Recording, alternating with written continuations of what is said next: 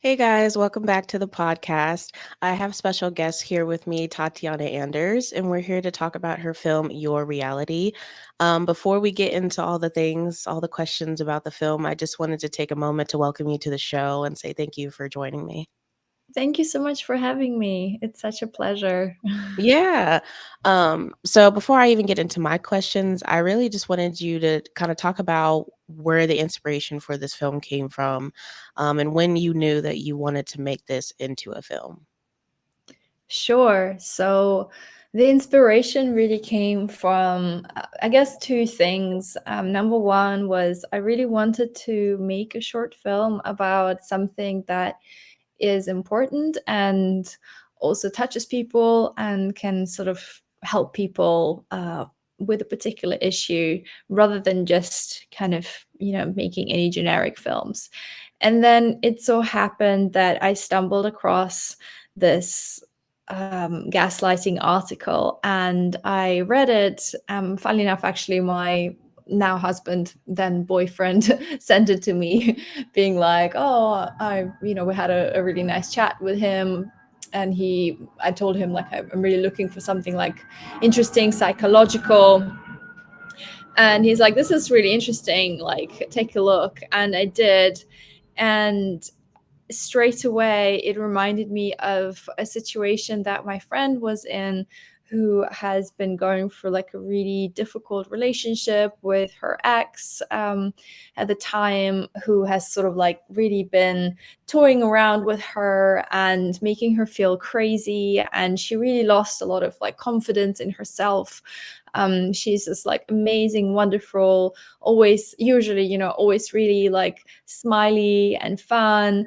And after she's been dating him, she just like was a shell of herself. I could hardly recognize her. It's kind of insane what this guy did to her.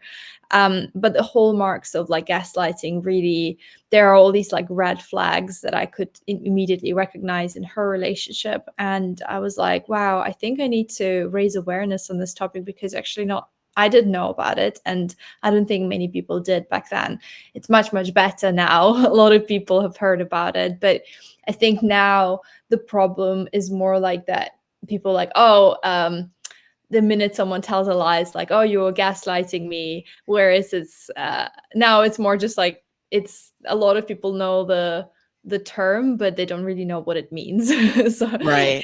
it's kind of just like about trying to educate people on what it actually is rather than Mhm. what they think it is. Right, exactly.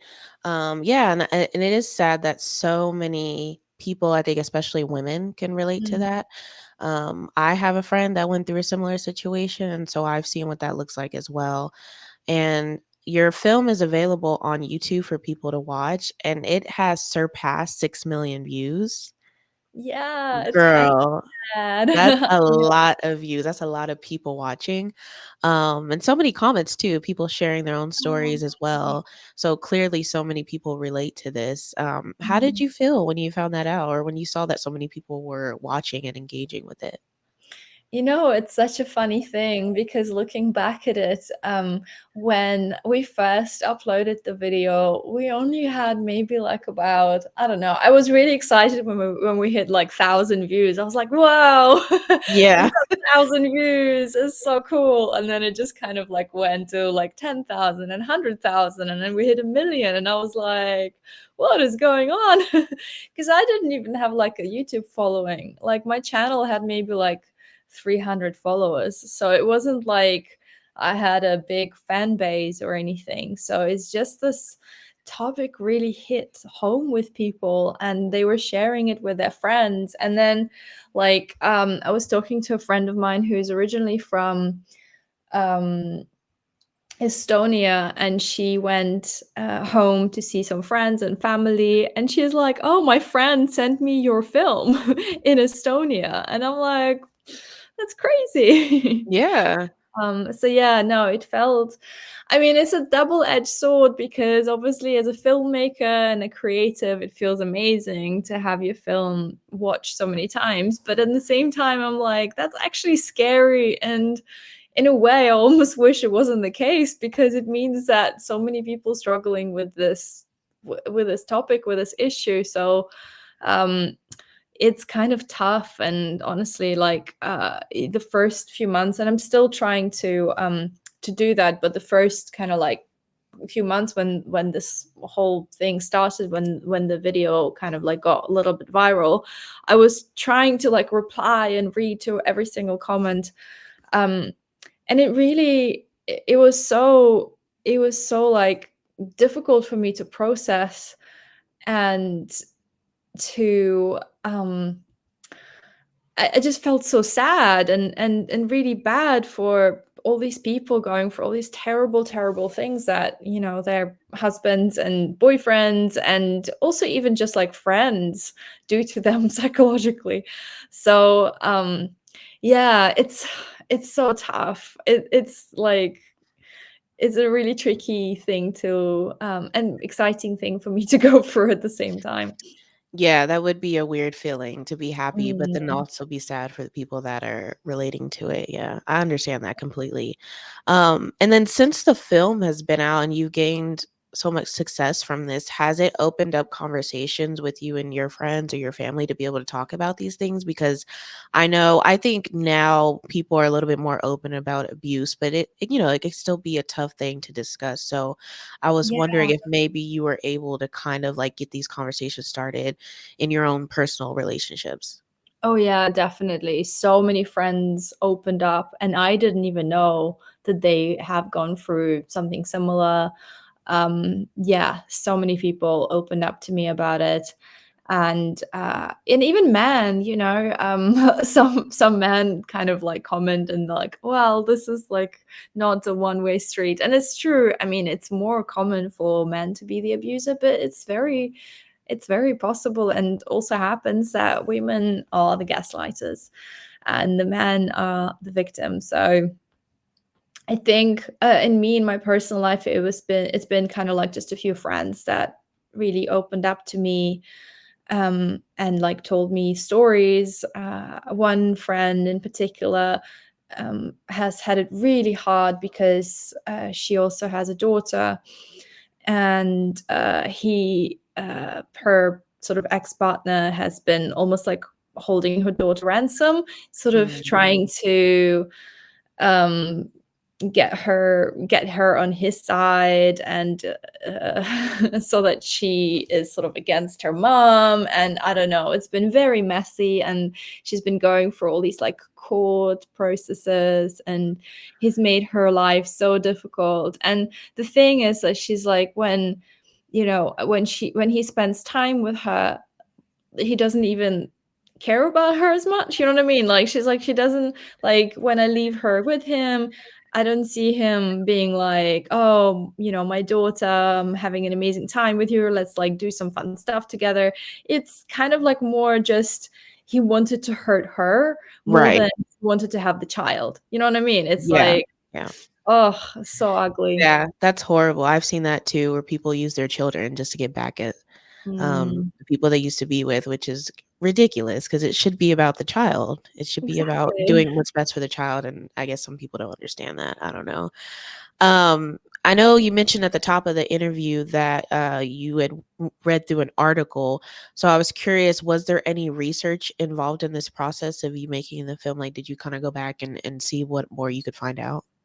Oh god, yeah. Yeah, so much research. I've read so many books. I've watched so many like YouTube videos of obviously people like Dr. Ramani, and a lot of other um psychiatrists and psychologists luckily create amazing, amazing content on that topic. And I highly recommend, if anyone is suffering or struggling with these issues, to have a look on YouTube. There are like they share a lot of like techniques and red flags as well of how to deal with people like that. Like, I obviously want to, with my work, raise the awareness, and also maybe give people some tools and some hope. Obviously, with a short film is a little bit tricky because it's very short. But I'm working currently on a feature film version, which hopefully will help us to kind of develop the characters a bit more and also give the film like a proper ending. Whereas at the moment, it's just like a cliffhanger, which is a little bit tough to Mhm. process. You actually answered one of my questions. I wanted to ask if you felt like there was more to Alicia's story, because there is such an open, ambiguous Mm, ending, and it could go either way, right? She could stay with yeah. him or she could leave. So I was curious if you were going to continue that, or if there would be a feature length film. So you answered my question. Yeah, exactly. No, we've pretty far along with the process. We've got the script ready. We've kind of like know what we want to do. um it's just sort of like the endless problem of a filmmaker, which is sort of fundraising and trying to get everything off the ground, and things always take so much longer than you think. But you know, it's just part of it being in this industry, I think, and you just have to persevere and hope that it'll all kind of come together Yeah. eventually.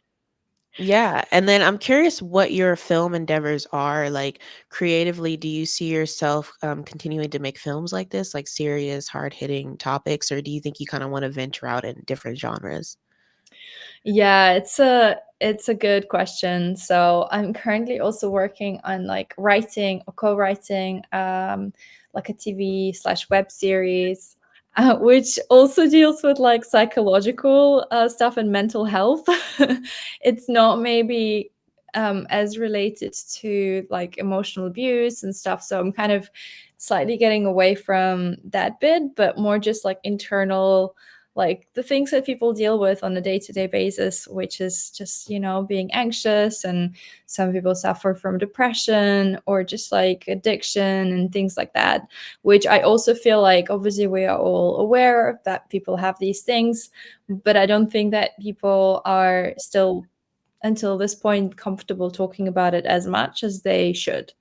But with that, I am trying to make it a bit more lighthearted just because I think it's going to be really a tough watch if it's like a really, you know, a show which deals with like depression and anxiety. And if I don't put like a slightly heartwarming, but also lighthearted spin on it, I think it's just going to be tough. And Yeah. in the end of the day, I want people to like, you know, get something out of it and watch it and enjoy it, and but also get like a message across. Right, right. You don't wanna walk away and be like, "Oh, I'm even more traumatized now." Yeah, exactly. It's just like, oh God, there's no way out of this. Yeah, exactly. And Yeah. then, as an actress, how do you mentally prepare for the tough scenes, in the short Mm. film and then now that you're doing the feature length film? How do you deal with that? Because, yes, it is fake, it's not real, but you know that so many people are going through this or have gone through this. So when you're acting out those scenes, like, how do you prepare for that? It's so tricky. I think like number one, it is very draining. Like I remember I was, you know, when we did the scene, like, you know, some of the harder scenes or more emotional scenes, um, I was like, wow, I feel so drained afterwards. I think as an actor, I'm quite lucky. I can tap into my emotional kind of side very, very easily. Um, just tapping into my own demons, I guess. I don't know. um but yeah, I think a lot of it because I think it was really really helpful for me to have written the short film because of like the amount of research that I've done, Mhm. and having read like I've also like looked through forums and read like people's stories. And just my goal has always been to try to make it as true to life as possible. And I think doing these scenes was, you know, me just kind of like knowing exactly where the character is emotionally and like how difficult it is. I think also personally I am an empath. Like I think I've just been very very lucky not to have gone through a similar situation like in such a severe way. But I know that if I probably would have met the wrong person, I probably would fall victim to them as well. Maybe not anymore because I'm now aware of it all, but like back in the, I don't know, say like 10 years ago, I think I was just really lucky that I Mhm. didn't meet someone who was trying to like take advantage of me in the similar way, or in like such an extreme way at least. Yeah, and then do you have a process afterwards where you're able to decompress? I mean, especially through doing all this, all of the research and reading Mm. all these stories, I can imagine even for you, even though you haven't personally gone through that, that could be a lot for your mental. So do you kinda have things that where you're able to decompress? Yeah, I mean, in general, I love doing kind of guided meditations, and I mean, music also helps me a lot, and even just like doing yoga. I think I'm actually, because I'm researching my like I'm doing some research for the mental health film. So I'm also at the moment kind of like trying different things, like what are the things that work for me in terms of looking after my own mental health. So I have kind of like done some session with a therapist, just like going through some things as well myself. Just because I feel like I can't possibly write about something if I've never done it myself, and if I've never really like internalized and and looked after my own mental health and gone through my own hurdles. So Right. yeah, I mean, but yeah, to answer your question, I think for me, like meditation and like mindfulness, I also love tea. So that's kind of like a very easy way for me to meditate, like making like, I have like a little tea ritual with loose Mhm. leaf tea and stuff like that. So, What kind of tea do you like? oh, I love loads. At the moment, I'm drinking like an oolong. It's called tia guanyin. It's like a Chinese tea. I Cool. literally just came back from China last week, so my partner and I, side note, we kind of run like on a side, like a tea business as well. So Oh, okay, yeah, cool. like a loose leaf tea. So we did a little trip where we went to visit some tea farms, and yeah, it's just sort of visited China in general as well. And it's been a very eye-opening experience. Like they do things completely different to us. Like we do Right. things one way, and then you like, yeah, just even like without knowing it, you just know that it's gonna be the opposite of what like we do. Mhm. Yeah, I bet, yeah. And then do you have a website for that? Do you sell it, or is it just something you're in the process of doing right now? No, no, we do. It's called T Pro. It's called tpro.co.uk. So we're based in the UK, but we do sell internationally, actually. We have quite a few customers in the US. We used to have a lot of customers in like Europe, but since Brexit, it's been really hard. Okay. But I'm yeah, I'm and then, asking for myself because I actually really like tea too. oh, no way. That's so cool. Yeah. What kind of tea do you drink?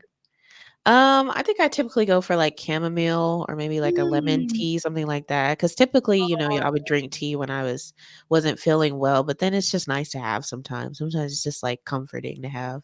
It's so comforting. I really, really like it. I love herbal teas as well. I'm going actually for my phase at the moment of like trying wacky herbal teas. Oh, okay. Yeah, like some of them are really delicious, and I'm surprised that they're not more popular. Like recently I tried one which is like a bamboo leaf, and it's Ooh, really okay. sweet and it's really nice, and apparently it's also really good for your hair because it's got like silica in it, which is Mm, like a pre-component for collagen. okay. So yeah, it's like that's another thing. Obviously, like when you have like health benefits that come with it, it's always a nice perk. Yeah, I think most people, at least most people here, don't really drink tea because everybody's addicted to coffee, so they would much rather go with coffee than tea. Yeah, yeah. I mean, it's very similar in here in the UK. A lot of people like it's shifting slightly, but yeah, the Yeah. addiction to caffeine is an issue. Yeah, it's a real thing. Maybe that should be your next film. Oh, but yeah.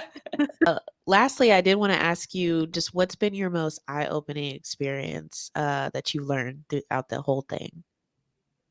You mean for like filmmaking or? Yeah. Oh, that's a good question. So, I think in terms of like the positive stuff, I would say that it's been like a really cool experience to have a great team on board. So I hired people who kind of like were really passionate about the topic and sort of wanted to support, but also just like really cool people. And it was interesting to see how like I had a vision, but then other people came in with their own ideas and made the vision better. So that was like a really cool experience. So I think for me it was eye-opening because I've always seen myself as like a lone wolf a little bit, like where I have a thing and I'm just doing it. Right. And the like I have a vision and I have an idea, and a lot of the times I don't have enough patience to like get people involved sometimes because I'm like, oh, I need to like explain what I want, and then Mhm. but in that particular case, it was just such a cool experience where it kind of just all went with the flow and people got it and people like contributed their ideas, especially the director, Top Terrassen. And like he included so many like really cool visual cues in the film that a lot of people actually have picked up on, like a lot of viewers being like, oh, this is a really cool like little detail, you know, like her shifting the coaster and stuff like that was his ideas. Okay. Which is so cool, you know, like he really got it and he really kind of like took it to the next level. So I think like the power of collaboration has been very, very um, yeah, a very cool experience for me in that respect. That's great. I love that. And you know what's funny is I didn't pick up on that, the coaster thing, until I looked in the comments, and then I saw Oh, did somebody you? say that, and I was like, "Wait, let me go back and let me I look at that." love, yeah, actually also like looking at people and people's interpretations of things. Like Mhm. most of the things I put there, like are seeds that people have picked up on. But some of them, I'm like, I didn't even think about it. But you Right. know, fair play. Like you're right. Yeah, yeah, that's cool. And then, where can people follow you? And then where can people watch the film? Yeah, so you can find me on Instagram and TikTok at Tatjana.Anders, so Tatjana with a J, confusingly. And you can find the film on YouTube. It's free to watch. It's called Your Reality. And yeah, give it a watch and leave me a comment and I'll try to respond. I'm Right. I'm still trying. I'm still trying. Like occasionally every like month or so I just sit down, and obviously I can't respond to everyone, but I sit down and I have a look and I sometimes sort of like yeah, send messages and respond to people. So That's I really nice. I'll try. Yeah, that's really nice that you do that, 'cause there's so many comments. I feel like for me, it would just be kinda overwhelming to try to respond to so many people, but that's nice Yeah, that you take the time to do that. you can't respond to everyone. So I'm just like, Yeah. I'm just gonna sit down today and I'm just gonna respond to like, I don't know, 50 people, and that's it. That's what I can do humanly. Yeah, that's really sweet. So you guys go leave a comment, maybe she'll respond to yours, you never know. Yeah. Okay, thank you, Tatiana. I appreciate your time. Thank you, Tiffany. It's been such a pleasure to be on your show. Thank you for Oh, having thank you, and I wish you good luck on the feature film. me. I don't know, do you plan on releasing that online, or is it gonna be in film festivals? Do you have any idea? Mm, it'll probably be on in film festivals, and Okay. I really wanna try and, like, do something big with it. Like, I'd really love to do, like, a cinema release or something like that. I don't know if I'm being too ambitious, but, No, no, I I think think it's best you to, can like, definitely aim do that. high and then be like, "Meh, it didn't work out," Yeah. you know? But if you don't aim high, then you know where yeah. Yeah, no, I could definitely see you doing that, especially with how many people have watched just the short film. Yeah, for sure, you could do that. I'll do my best. Yeah. Yeah. I think I'll also try to kind of do maybe like a few updates on my channel about the progress of of the feature, because I think that I've been talking a lot about it, but I haven't really kind of like been updating people on it, and I think it'd just be fun to for people to follow along and see how we get on. Yeah, I think it would be great to kind of build the momentum for it. So when it does come out, then people are Mm, expecting it and they're ready for it. yeah, Yeah. exactly. I'm ready for it too, girl. I want to see it. Oh, yay. Thank you. And then I can have you back on here. Yeah, that'd be amazing. Okay. Thank you so much for joining me again. And you guys, make sure you guys go follow Tatiana and follow me as well. Make sure you subscribe to the channel, and I'll see you guys next time. Awesome. Perfect. Bye. Bye.